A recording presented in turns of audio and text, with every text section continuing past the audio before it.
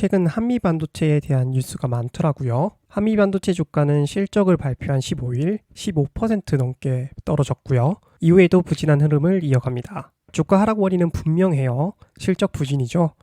매출액은 작년 1분기 1,474억 원에서 올해 1분기 509억 원으로 65% 줄었고요.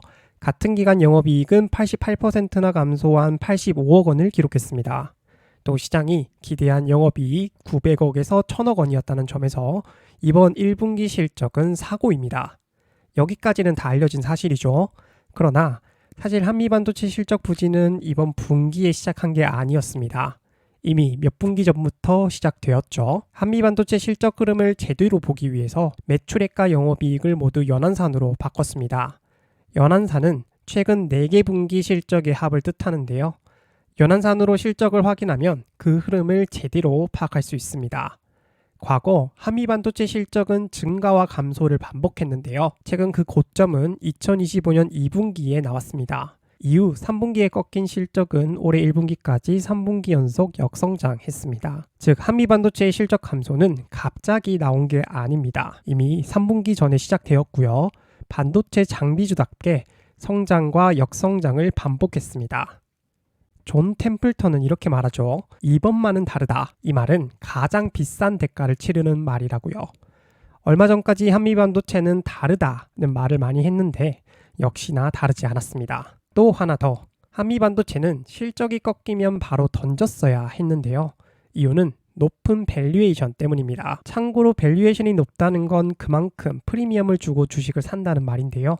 한미반도체는 과거 2023년 6월 중순까지 시총이 영업이익 대비 30배 이하로 성장만 받쳐준다면 투자할 만한 종목이었습니다. 그러나 이후 시장의 주목을 받으면서 밸류에이션이 미친 듯이 오르기 시작했고요. 다시 말해 주가는 회사가 버는 이익에 대비해 과도하게 오른 거죠.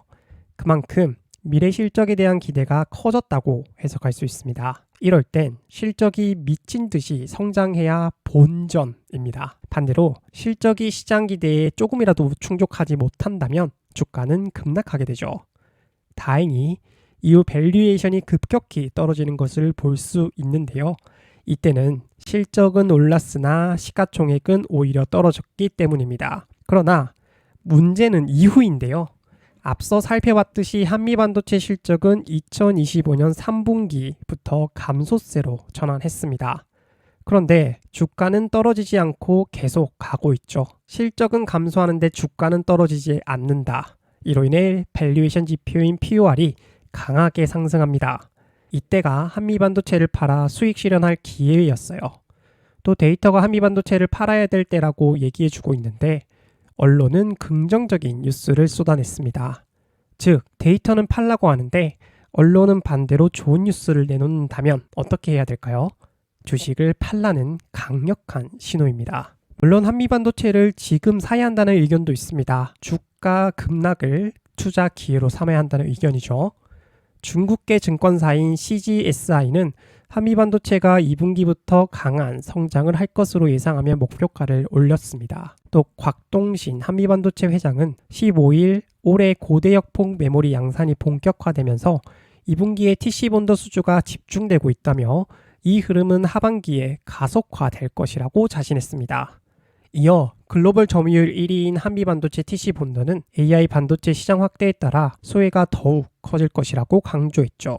이런 자신감의 표현이었을까요? 곽동신 회장은 80억 규모 자사주 매입을 발표했습니다. 이런 자신감을 보니 주가 조정을 매수 기회로 삼아야 하는 게 아닐까 고민되는데요. 저 또한 한미반도체가 매력적인 기업이라 생각합니다. 또 회장이 직접 나서 자신감을 표현한 건 좋은 거죠.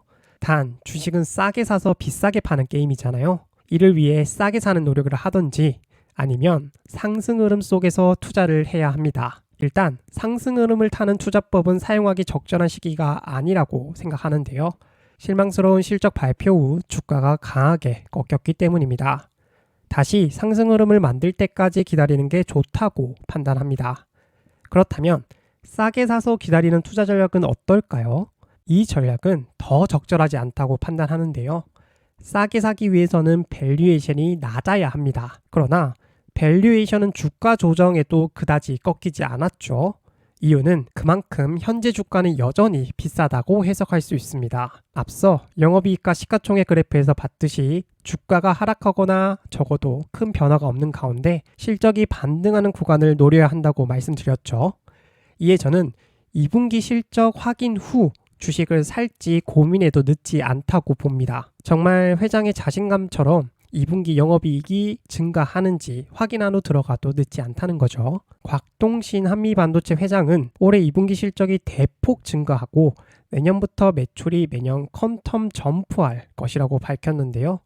과연 그의 주장처럼 한미반도체 실적이 놀라울 정도로 성장할 수 있을지 지켜보겠습니다. 또 CGSI가 한미반도체 목표가를 40만 원 제시했거든요. 올해 매출액은 전년 대비 39% 성장한 8,040억 원을, 영업이익은 63% 증가한 4,108억 원을 예상했는데요. 성장에 대한 기대가 크다는 것을 알 수 있죠. 단, 이렇게 성장해도 밸류에이션은 66배가 넘습니다. 이 점을 꼭 기억해야 하는데요.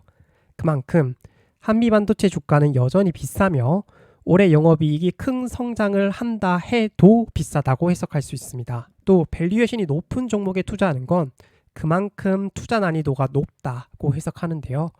저는 여러분이 굳이 어려운 길을 안 갔으면 합니다. 인생도 힘들고 어려운데 왜 굳이 주식 투자로 인생을 더 힘들게 만들려고 하는지 이해할 수 없고요.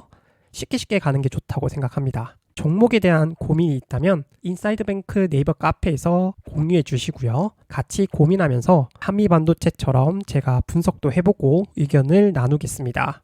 물론 그 외 공부할 자료도 많으니 아래 더보기에 있는 링크를 통해서 한번 방문해 주세요.